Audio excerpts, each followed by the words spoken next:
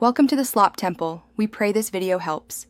In this video, I will explain how to play Need for Speed Heat offline. First, launch the game as you normally would. Once you reach the main menu, you will see options to connect online or proceed with your current game.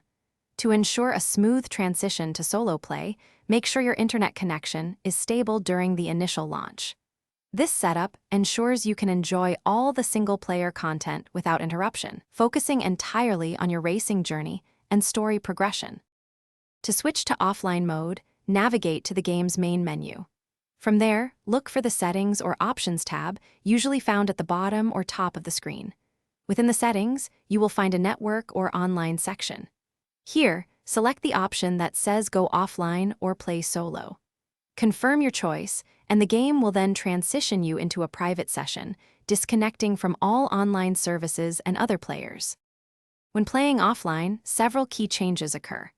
You will no longer see other players in your world, and all multiplayer events, including competitive races and crew activities, will be inaccessible.